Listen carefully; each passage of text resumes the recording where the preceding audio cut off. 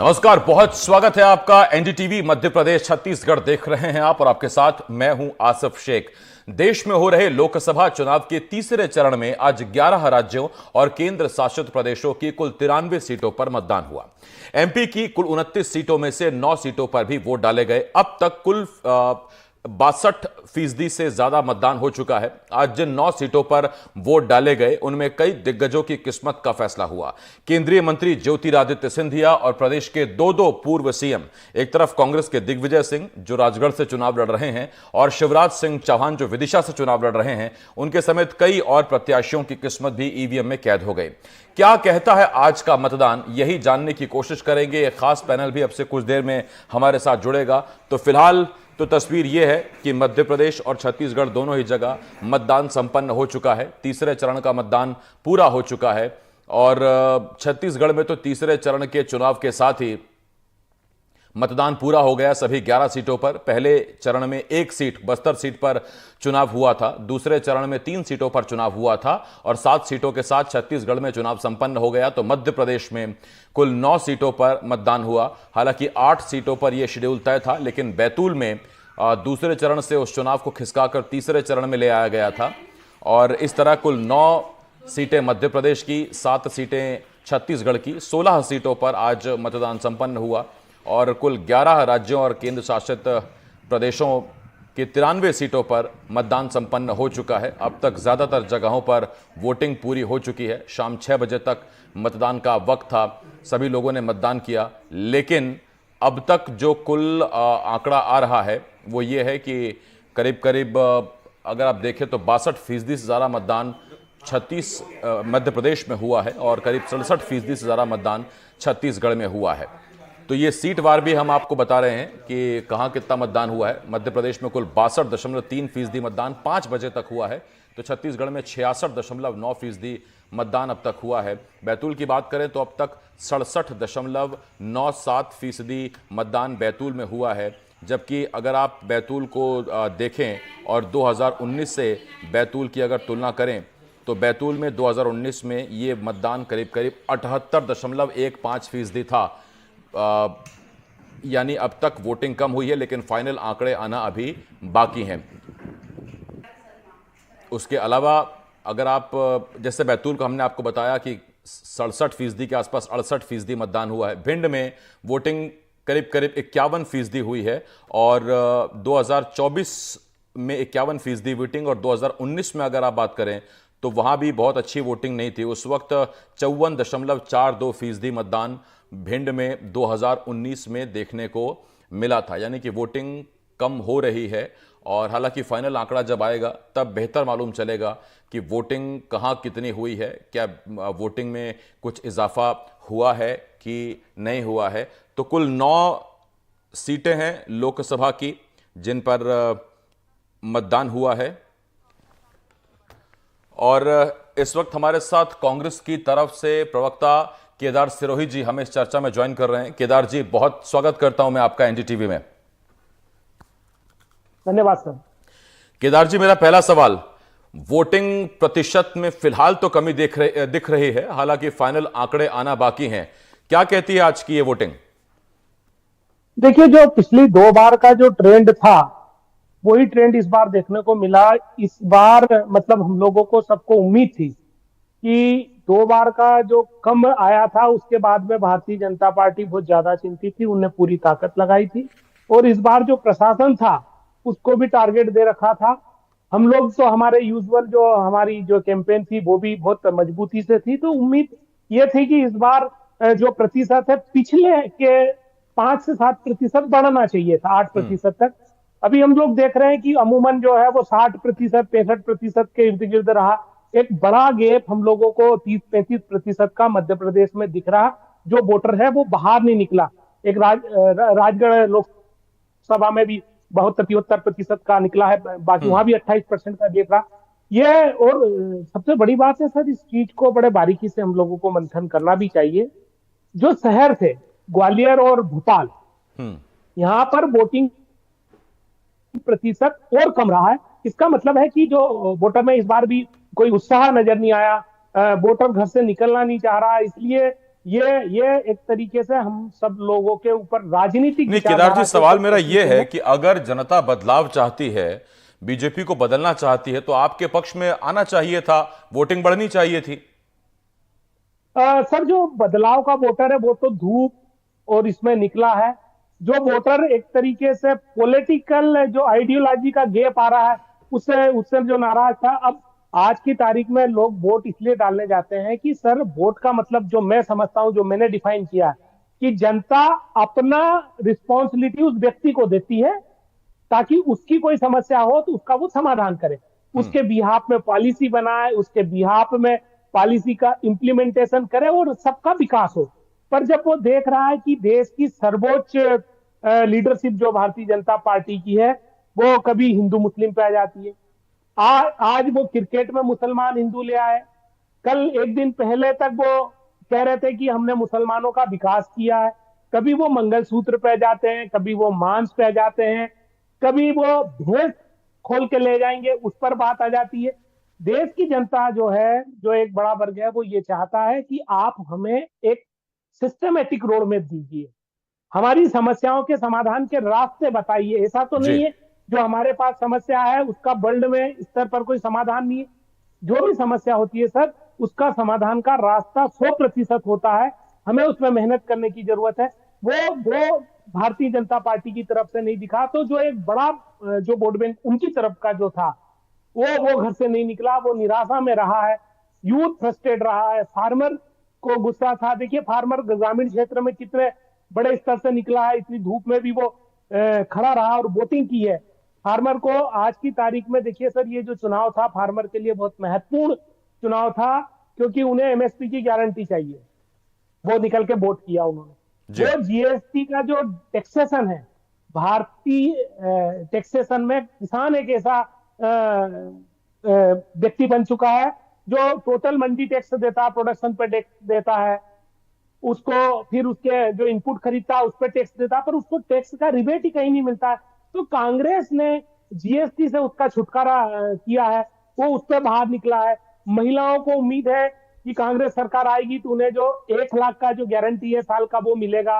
युवाओं को बाहर निकले हैं वोट करने के लिए। मजदूर वर्ग, जो आदिवासी वर्ग है, उन्हें मालूम है कि नॉन टिम्बर फॉरेस्ट प्रोडक्ट, जो अचार, नहीं खैर, ये तमाम गुल्ली, मुद्दे थे, लेकिन वोटिंग कैसी रही है? हमारे साथ बीजेपी की तरफ से नेहा बग्गा जी भी हमें ज्वाइन कर रहे हैं। नेहा जी, आपका बहुत स्वागत करता हूं एनडीटीवी में। इसके साथ साथ देशदीप सक्सेना जी, वरिष्ठ पत्रकार हैं, हमारे साथ जुड़ गए। देशदीप जी, आपका भी बहुत बहुत स्वागत करता हूं इस चर्चा में। देशदीप जी, पहले तो मैं आपके पास आ रहा हूं, फिर मैं नेहा जी के पास जाता हूं। देशदीप सर, अब तक की जो वोटिंग है वो 19 से कम नजर आ रही है। हालांकि अभी फाइनल आंकड़े आना बाकी हैं, लेकिन अब तक के इस मतदान को आप मध्य प्रदेश के लिहाज से कैसे देखते हैं सर?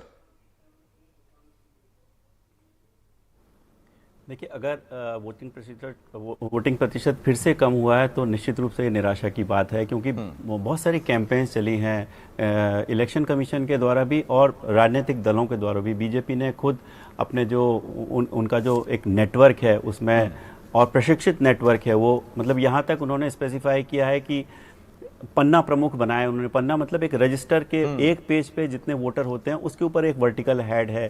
तो बहुत ग्रास रूट लेवल तक जाके बीजेपी ने तैयारी करी थी वोटर्स को मोबिलाइज करने की। कांग्रेस का भी जो उसके पास थोड़ा बहुत नेटवर्क बचा है, वो भी कोशिश कर रहे थे। इंडिविजुअल नेता जैसे दिग्विजय सिंह जी राजगढ़ से चुनाव लड़ रहे हैं, या मुरैना से नीटू जी चुनाव लड़ रहे हैं, जिनका अपना खुद का एक नेटवर्क है। तो इन तीनों नेटवर्क, इलेक्शन कमीशन, दो मेन पॉलिटिकल पार्टीज हैं, इनके अपने जो रिसोर्सेज हैं उसके बावजूद भी अगर पोलिंग परसेंटेज कम हुआ है तो निश्चित रूप से निराशा की बात है। दोनों पार्टीज, बीजेपी और कांग्रेस, ये एनालाइज करने में लगी हुई हैं पिछले 2 फेसेस से कि ये जो पोलिंग परसेंटेज कम हो रहा है वो किसके फेवर में है। क्या वो बीजेपी को नुकसान पहुंचा सकता है? कांग्रेस का सोचना है कि हाँ ऐसा है। बीजेपी सोच रही नहीं, ये कांग्रेस का वोटर है जो उदासीन है, क्योंकि उनको मालूम है कि इलेक्शन का रिजल्ट क्या है, मोदी जी वापस आने वाले हैं, तो उन्होंने घर से बाहर निकलना बंद कर दिया है। इसकी कोई एक एनालिसिस अभी तक हो नहीं पाई है, लेकिन एंड रिजल्ट ये है कि अगर पोल परसेंटेज कम हो रहा है तो इसके कारण समझने चाहिए कि क्या ये गर्मी की वजह से है। पिछले पोलिंग के फेस में हमने देखा था कि बहुत सारी शादियां थी, विवाह थे, तो ऐसा लग रहा था कि शायद जो शादी के आयोजन है वो उसका कारण हो सकता है। पॉलिटिकल पार्टीज का अपना अपना एनालिसिस है, लेकिन कुल मिला के एक एनालिसिस होना चाहिए कि इस चुनाव में वोटर क्यों उदासीन है और पोलिंग परसेंटेज क्यों कम होता जा रहा है। ठीक है, एक तो जरा हमें समझना चाहिए कि हमने कई बार देखा है कि दूल्हा दुल्हन के गेटअप में वोट करने पहुंच जाते हैं, तो फिर ये बाराती क्यों नहीं वोट करने पहुंचते या घराती क्यों नहीं पहुंचते? उन्हें पहुंचना चाहिए, सबका ये लोकतंत्र का पर्व है। नेहा जी हमारे साथ जुड़े हुए हैं। नेहा जी, आपसे एक सवाल, बीजेपी तो कहती थी कि अब की बार हर बूथ पर 370 प्लस वोट पड़ने चाहिए, अगर ऐसा हुआ है तो फिर वोटिंग कम क्यों नजर आ रही है? और उसी का परिणाम है आसिफ जी, मैं कहूंगी कि जो आपका प्रश्न है कि जितना वोट पड़ रहा है वो भारतीय जनता पार्टी के लक्ष्य के कारण, क्योंकि कांग्रेस के प्रवक्ता हो या कांग्रेस के नेता हो, कोई भी वोट की अपील करता हुआ कहीं नहीं दिख रहा। ना ही वो लोकतंत्र के महापर्व में आहुति देने की बात कर रहे हैं, ना कोई उनमें उत्साह है। वो एक तरीके से मान बैठे हैं कि हमारी सरकार आने नहीं वाली, हम केंद्र में आने नहीं वाले हैं। तो आप कार्यकर्ता छोड़ दीजिए, पदाधिकारी भी नहीं निकल रहे, और मैं स्वयं कई लोगों को पर्सनली जानती हूँ जो वोट देने नहीं गए हैं। तो ये एक चिंता का विषय है, ये एक सोचने का विषय है। बीजेपी के वोटर थे या कांग्रेस के वोटर थे? मजबूत आने ही वाली है, पर विपक्ष, देखिए पिछले लोकसभा में तो मुझे लगता है कि वो कांग्रेस के लिए निकले थे, पर इस बार और भी वो हताश होकर घर से निकले ही नहीं। एक बात बहुत स्पष्ट हो गई इससे कि अगर भारतीय जनता पार्टी की कार्यप्रणाली नहीं होती, आदरणीय प्रधानमंत्री जी की, मोदी की गारंटी नहीं होती, जनता का विश्वास नहीं होता, तो जितना वोट पड़ा शायद वो भी नहीं पड़ा होता। और आप देखिए कंटिन्यूसली, आज सुबह भी प्रधानमंत्री जी ने अपनी धार की सभा से कहा कि वोट आप लोग बाहर निकल के करिए, लोकतंत्र के महापर्व में आप लोग आहुति दीजिए। लोग निकले भी हैं। फर्स्ट और सेकंड फेज से थर्ड फेज जो है वो काफी बेहतर दिखाई दे रहा है। हालांकि अभी फाइनल आंकड़ा आना बाकी है। देशदीप सर, यही सवाल मैं आपसे पूछूंगा, वोटिंग अब तक जो कम नजर आ रही है, ये लापरवाही है, ये आलस है, या ये किसी खास किस्म की, किसी खास पार्टी के खिलाफ नाराजगी है? देखिए, यही तो मैं आपसे बोल रहा था पिछले प्रश्न के उत्तर में, मेरा यही आपसे निवेदन था कि इसका एनालिसिस होना चाहिए कि ये क्या कारण है, वोटर क्यों उदासीन है। जैसे हमने बात की थी, क्या ये विवाह का कारण थे, लेकिन आपका कहना बिल्कुल सही है कि जब दूल्हा दुल्हन आ सकते हैं तो बाराती घराती क्यों नहीं आ सकते हैं। लेकिन शायद लोगों का ये मानना था कि लोग रिश्तेदारी में जब एक जगह से दूसरी जगह जाते हैं भारी संख्या में, तो उस इलाके में वोटिंग नहीं हो पाती। वो अलग बात है, वो पिछले दौर की बात थी। लेकिन इस बार गर्मी, क्या गर्मी कारण है? तो पहली बार गर्मियों में तो चुनाव हो नहीं रहे हैं। गर्मियों में पहले भी चुनाव होते आए और हमने देखा पोलिंग परसेंटेज कई इलाकों में 80-80% तक गया था। तो क्या कारण है कि पोलिंग परसेंटेज कम हो रहा है? मेरा अपना ये सोचना है कि कहीं ये कारण तो नहीं है कि जो वोटर्स के जो कोर इश्यूज थे वो कहीं पॉलिटिकल नैरेटिव में दिखाई नहीं दे रहे हैं। अभी सुबह मैं एनडीटीवी के साथ ही सुबह 2 घंटे था जब चुनाव का पोलिंग शुरू ही हुई थी, और हमने देखा कि लगातार लोग, चाहे वो रायपुर हो, चाहे वो राजगढ़ हो, राजगढ़ से रायपुर, 2-3 मुद्दों पे बात कर रहे थे। एक मुद्दा था उनका कि बहुत ज़्यादा महंगाई है। गांव के महिलाएं सस्ताई शब्द का इस्तेमाल कर रही थी, उनका मतलब था कि महंगाई कम होनी चाहिए। फर्स्ट टाइम वोटर्स ने, चाहे वो रायपुर हो चाहे रायगढ़ हो, वो बात कर रहे थे कि शिक्षा की बात कर रहे थे कि ग्रामीण इलाकों में अच्छे कॉलेज होने चाहिए, अच्छी शिक्षा होनी चाहिए, उनको क्यों बाहर जाना पड़ता है। कई लोगों ने रोज़गार की भी बात करी। लेकिन हम ये 3 मुद्दे, चाहे वो महंगाई हो, चाहे रोज़गार हो, चाहे वो शिक्षा हो, कई लोगों ने चिकित्सा की बात करी, तो ये जो मुद्दे हैं, कोर मुद्दे, ये कहीं चुनाव के नैरेटिव में दिखाई नहीं दे रहे हैं। तो क्या ये कारण है कि वोटर उदासीन है, उसको लगता है कि उसके जो मुद्दे हैं वो नहीं आ रहे? लेकिन अगर ऐसा है तो वो भी गलत है, क्योंकि वोटर का काम है कि वो जाके पोलिंग करे। अगर वो ये मुद्दे नहीं आ रहे तो वो प्रोटेस्ट में पोलिंग कर सकता है। अगर ऐसे मुद्दे हैं, उसको लग रहा है, तो भी वो जो भी मुद्दे उसको लगता है सरकार ठीक काम कर रही है, तो फेवर में पोलिंग होनी चाहिए। तो ये वोटर की भी रिस्पॉन्सिबिलिटी है कि क्यों उनको मोबिलाइज किया जाए। ये उनकी रिस्पॉन्सिबिलिटी है, डेमोक्रेटिक राइट है उनका, जो कि 5 साल में एक बार आता है, और उसको इस्तेमाल करना चाहिए। लेकिन फिर भी ये एक एनालिसिस का विषय होना चाहिए, पॉलिटिकल एनालिसिस को करना चाहिए। चुनाव के बाद ये होना चाहिए एनालिसिस कि क्या कारण है कि इतने प्रयासों के बाद भी लोग पूरी तरीके से जो हम डिज़ायर करते हैं कि 80-90%, वैसे तो 100% होना चाहिए, लेकिन ज़्यादा से ज़्यादा संख्या में लोग पोलिंग करने क्यों नहीं आ पा रहे हैं? तो सिरोही साहब, आज जब यातायात के पर्याप्त साधन है, लोगों के घरों में गाड़ियों की लाइनें हैं, बहुत पैदल चलना नहीं है, बहुत दूर जाने के लिए कोई बड़ी मुसीबत नहीं है, जंगल नहीं है हर तरफ, तो फिर परिवर्तन के लिए वोट ज्यादा क्यों नहीं पड़ा आपके लिहाज से? देखिए, इसमें दो तीन चीजों को सर थोड़ा क्लासिफाई करना पड़ेगा। एक तो पॉलिटिकल लाइन हट के करना पड़ेगा। मैं अपनी बहन को नहीं सुन पाया था, उनकी आवाज नहीं आई थी। अगर 30 से 40% वोट कम गिर रहा है तो ये हम दोनों पॉलिटिकल पार्टी के ऊपर एक सोचने वाला बात है। हम सबको अपना मंथन नहीं, करना आपने चूंकि नेहा बग्गा जी को सुना नहीं, नेहा जी सीधा कह रही थी कि जो वोट पड़ा है बीजेपी का पड़ा है, कांग्रेस वाले तो निकले ही नहीं। वो मेरी बहन है, वो कह सकती है, उनको मैं ठूठ है आज के दिन। क्योंकि देखिए, हमारा इनका अगले दिन के बाद कह रहे थे कि 35% तक तो वोट तो कांग्रेस का आता ही है। हम 35 के बाद शुरू होते हैं, इनके बड़े लीडरों का ऐसा मानना है। तो 35% जो इनिशियल वोट होता है वो कांग्रेस का सिक्योर वोट है। हमारा जो वोटर है सर, वो मुद्दों पर आधारित वोटर है, सेल्फ ड्रिवन वोटर है। आप कहीं भी देख लीजिए, 20 साल मध्य प्रदेश में हम सत्ता में नहीं है, उसके बाद ये आरोप लगाते हैं हमारे पास केडर नहीं है, हमारे पास। इनका तो ये भी आरोप था कि हमारे टेबल कुर्सी पे बैठने वाले लोग नहीं, पर आज आपको सब जगह बढ़िया व्यवस्थित तरीके की वोटिंग हुई। सर, मैं ये जो अभी चर्चा आई, मैं उसको वापस सही मुद्दे पे लाना चाहता हूँ। आज बहुत महत्वपूर्ण और गंभीर चर्चा हो रही है। हम दोनों दल की अकाउंटेबिलिटी बनती है, तीसरा वोटर की अकाउंटेबिलिटी बनती है, और चौथा मीडिया की भी अकाउंटेबिलिटी बनती है। ये सबकी अकाउंटेबिलिटी है। वोटर उदास क्यों है? हम चर्चा भी नहीं कर पा रहे मीडिया में, जो बेसिक मुद्दे हैं, जैसे सर ने बताया अभी, हम उससे दूर जा रहे हैं। हमारे पॉलिटिकल लीडर, हम लोग मुद्दे को ले जाते हैं शिक्षा, स्वास्थ्य, रोजगार, किसानों की आमदनी, रुपये का वैल्यू, पूरा सब इंफ्रास्ट्रक्चर डेवलपमेंट, तमाम चीजों पे। फिर जाके वो मुद्दे दूसरे धर्म और जाति पर आके रुक जाते हैं।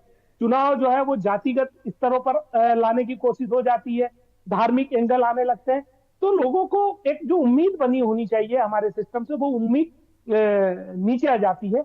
ये हमारे सारे लोकतांत्रिक व्यवस्था के लिए थोड़ा सा विचार करने वाला बात है। वोटर को भी पूरा निकलना चाहिए। अगर 30 से 40% जो वोटर है वो डिसाइडिंग वोटर है, हो सकता है वो भाजपा में जाता, कांग्रेस में जाता, या तीसरा कहीं दल है तो उसमें जाता, तो उन्हें निकलना चाहिए। ये उदासीनता हमारी जो मेच्योर जो लोकतंत्र है, हमारा डेमोक्रेसी है, उसके लिए थोड़ा सा प्रश्न चिन्ह खड़ा करता है। हमको समझना चाहिए। और मैं अभी भी आग्रह करता हूं तमाम दल के लोगों से कि अब जो वोटर है वो बहुत समझदार हो चुका है। वो चाहता है कि उसको शिक्षा पे बात की जाए, उसके स्वास्थ्य के बात की जाए, जो बेसिक उसकी गांव में प्रॉब्लम है। देखिए, नेशनल लेवल की हम बात करते हैं, पर नेशनल एक बड़ी माइक्रो यूनिट, अगर आप आएंगे, माइक्रो यूनिट आएंगे, गांव होता है, बूथ होता है, तो गांव और बूथ पर आदमी ये देखता है कि मेरे घर में बिजली क्यों नहीं आ रही, महंगी क्यों आ रही, गैस महंगी क्यों आ रही, हमारे गांव में रोजगार क्यों नहीं मिल रहा है, किसानों को। नहीं, ये तो मुद्दे मेरे ख्याल से आज डिस्कस करने वाले नहीं है, ये तो पहले डिस्कस करने थे और किए भी। उस पर तो आज वोट पड़ गया, लेकिन आज जो वोट पड़ा है वो इतना कम क्यों, उस पर हम चर्चा कर रहे हैं। मैं जरा सिरोही साहब आता हूं आपके पास, छोटे से ब्रेक के लिए मुझे रुकना होगा। तमाम मेहमान हमारे साथ जुड़े हुए हैं, बस एक छोटा सा ब्रेक है, जल्द लौट रहे हैं। ब्रेक के बाद हाजिर हैं। मध्य प्रदेश में आज तीसरे चरण की कुल 9 सीटों पर मतदान हो चुका है। करीब करीब 62.3% के आसपास वोटिंग 5 बजे तक हुई है। फाइनल आंकड़े आना भी बाकी हैं। हमारे साथ 3 खास मेहमान हैं। वरिष्ठ पत्रकार देशदीप सक्सेना जी हैं, प्रवक्ता बीजेपी की नेहा बग्गा जी हमारे साथ हैं, और केदार सिरोही साहब कांग्रेस के प्रवक्ता हमारे साथ हैं। एक बार फिर आप सभी का स्वागत करता हूं। नेहा जी, आपके पास आ रहा हूं। नेहा जी, जितना वोटिंग प्रतिशत हुआ है उसमें से करीब करीब आधा वोटिंग प्रतिशत 2019 में कांग्रेस ले गई थी। 35-36% के आसपास उनको वोट मिला था, आपको 58% के आसपास वोट मिला था। लेकिन अब अगर आप देखें तो अब तक की जो वोटिंग चली आ रही है, first phase, second phase, third phase, वो गिरावट लगातार बरकरार है। जबकि आपका तो टारगेट था कि 51% वोट शेयर लेना है, वोटिंग बढ़ानी है, बूथ पर 370 प्लस वोट करवाने हैं। इन सब को मिला के हम उम्मीद कर रहे थे कि शायद इस अपील का बेहतर असर होगा और आंकड़े सुधरेंगे। आसिफ जी, आंकड़े कई जगहों पर सुधरे भी हैं। आप देखिए, अभी तक के जो वोटिंग परसेंटेज आए हैं, चाहे गुना का हो, चाहे विदिशा का हो, और पिछले उसमें भी आप देखेंगे सेकंड फेज का पहले फेज से बेहतर आया था। तो भारतीय जनता पार्टी ने तो इसका प्रयास किया है। पूर्व में जो मैंने कहा, मैं फिर से दोहरा देती हूँ कि आपको कहीं पे कांग्रेस को इस टारगेट के साथ दिखी क्या कि लोकतंत्र की मजबूती के लिए वोटिंग आवश्यक है, तो वो अपने कार्यकर्ताओं को, अपने जो समर्थक है उनको, बाहर जनता को प्रेरित कर सके। पर जब कांग्रेस के पास एजेंडा नहीं है, नेता नहीं है, नीति नहीं है, तो स्वाभाविक है इस प्रकार की जो उदासीनता है विपक्ष की ओर से जब रहेगी तो जनता में भी वो जो उनके खास तौर पर वोटर्स हैं कांग्रेस के, वो दिखाई देती है। पर भारतीय जनता पार्टी उस लक्ष्य को 51% के जो लेकर निकली है वो निरंतर उसी पे चल रही है और चौथे फेज में भी हम उसी प्रयास के साथ चलेंगे कि 370 वोट प्रत्येक बूथ पर बढ़ाना, प्रत्येक भारतीय जनता पार्टी के जो पदाधिकारी कार्यकर्ता हैं वो 50-50 लोगों को अपने साथ लेकर जाएं ताकि ज्यादा से ज्यादा मतदान हो सके और ये परिणाम बताएंगे। अच्छा नेहा जी, कांग्रेस ये भी कह रही है कि जैसे जैसे चरण गुजरते जा रहे हैं और वोटिंग कम हो रही है, बीजेपी के शीर्ष नेताओं के भाषणों में और तेवर आ जा रहे हैं और तीव्रता आ रही है और वो भाषण बदलने लगे हैं, अब लाइन बदलने लगे हैं। देखिए, भाषण किसका बदला आसिफ जी? आप तो इतना रिसर्च करके सारी चीजों को, तथ्यों को रखते हैं। इंडिया अलायंस के लालू प्रसाद यादव जी ने क्या कहा, किस तरीके से तुष्टीकरण की नीति को प्राथमिकता पर कांग्रेस और कांग्रेस के सहयोगी दल ले आए हैं, ये तो हम सब देख रहे हैं कि कांग्रेस ने सदैव ही कभी धर्म के आधार पर, कभी जात के आधार पर लोगों में तुष्टीकरण करने का प्रयास किया है। और भाषण और जिस तरीके का चलन है कांग्रेस पार्टी का, उसमें बदलाव उनकी तरफ से हो रहा है। भारतीय जनता पार्टी अपने विकास के एजेंडे को लेकर चल रही है और निरंतर अपने रिपोर्ट कार्ड को जनता के समक्ष रख रही है। इसीलिए मैंने आपसे कहा कि ये जो वोट पड़ रहा है, जो वोटिंग परसेंटेज फर्स्ट के बाद सेकंड और सेकंड के बाद थर्ड फेज में बढ़ा है, ये मोदी की गारंटी पर बढ़ा है। देशदीप सर, मुझे याद है जब पत्रकारिता की शुरुआत में कर रहा था, उस वक्त जब हम पढ़ते थे कि क्या होते हैं कम वोटिंग या ज़्यादा वोटिंग के मायने, उनके क्या उसके नतीजे निकलते हैं, तो उस वक्त ट्रेंड कुछ और होता था। 15-16 साल पहले हम ये समझते थे कि अगर वोटिंग कम हो रही है तो इसका मतलब यह है कि वो सरकार के फेवर में जा रही है, लोग संतुष्ट हैं, तकलीफ नहीं उठाना चाहते बूथ पर जाने के लिए, विपक्ष कम वोटिंग से विचलित हो जाता था। लेकिन पिछले कुछ सालों में यह ट्रेंड उल्टा हो गया। अगर वोटिंग कम होती है तो विपक्ष उछलने लगता है, उसे लगता है कि जो वोट जा रहा है वो हमारे लिए जा रहा है। बिल्कुल सही बात है। देखिए, वोटिंग परसेंटेज के मायनों को पिछले कुछ सालों में आपने सही कहा, पुनर्परिभाषित हुए हैं। पहले जब ज्यादा पोलिंग होती थी तो ऐसा लगता था कि लोग बदलाव के लिए वोट कर रहे हैं, लेकिन अभी हमने देखा है पिछले चुनावों में कि जो पॉलिटिकल पार्टीज हैं, विशेष रूप से बीजेपी ने एक ग्रास रूट लेवल तक अपना तंत्र तैयार किया है और उनका सोचना रहता है कि घर घर से उनके वोटर को निकालना चाहिए। देखिए, विधानसभा चुनाव में तो उन्होंने कुछ सीटें चिन्हित करी थी कि इन नेताओं को हराना है और यहाँ हमको अपने वोटर्स को बाहर निकाल के लाना है, और उसमें कुछ हद तक वो सक्सेसफुल भी हुए थे। जी, तो आपने सही कहा कि वो पुनर्परिभाषित हुआ है, अब ज्यादा पोलिंग वो नहीं रहा, लेकिन ये जो अभी जो कम पोलिंग हो रही है, देखिए इसने बड़े बड़े नेताओं को गफलत में डाल दिया है। अभी पिछले फेज की पोलिंग के बाद मैंने शिवराज सिंह चौहान जी का एक स्टेटमेंट पढ़ा जिसमें वो कह रहे थे कि देखो, आपको तैयार रहना है, कांग्रेस का अपना कमिटेड वोट बैंक है, वो लोग अपनी पोलिंग करते हैं, तो इस चुनाव को लाइटली नहीं लेना है। बार बार नरोत्तम मिश्रा जी, जो पिछले चुनाव में जिनको हार का सामना करना पड़ा, उन्होंने भी सभी लोगों को ये नसीहत दी कि देखिए लाइटली मत लीजिएगा। और हमने देखा भी किस तरीके से जो बड़े बड़े दिग्गज हैं, रीजनल सेटअप्स जो कहलाते हैं मध्य प्रदेश की पॉलिटिक्स के, चाहे वो शिवराज जी हों, सिंधिया जी हों, कमलनाथ जी अपने एरिया में पहले फेज की पोलिंग में, ये सारे रीजनल सेटअप्स अपने अपने कॉन्स्टिट्यूएंसीज में ही कन्फाइंड रहे। चाहे वो विदिशा में शिवराज सिंह जी इक्का दुक्का जो प्रधानमंत्री जी की जब सभाएं होती हैं उनको छोड़कर वो विदिशा में रहे। सिंधिया जी भी देखिए मोस्ट ऑफ द टाइम उन्होंने अपने जो जगह है गुना, ठीक बात है। और अगर एक गुना का एग्जांपल ही आप ले लीजिए तो आप पाएंगे कि 2019 से ज्यादा आपको एक्टिव ज्योतिरादित्य सिंधिया नजर आए, पूरे परिवार के साथ नजर आए। एक तरफ उनकी पत्नी, बेटे महारिमन आपको दिखाई दिए। तो हवा में इस बार कोई नहीं था, क्योंकि हवा है किस तरफ यही किसी को पता नहीं था और अभी भी ये पता नहीं चल पा रहा है। खैर, अब तो 4 जून को ये पता लगेगा बेहतर। बाकी बहुत धन्यवाद है आपका नेहा जी, केदार सिरोही जी और देशदीप जी हमारे साथ बने रहेंगे। आप दोनों का बहुत शुक्रिया करता हूं हमारे साथ इस चर्चा में जुड़ने के लिए। बहुत छोटा सा ब्रेक है, लेकिन ब्रेक के उस पार भी हम बात करेंगे छत्तीसगढ़ के आंकड़ों की, छत्तीसगढ़ की वोटिंग परसेंटेज पर।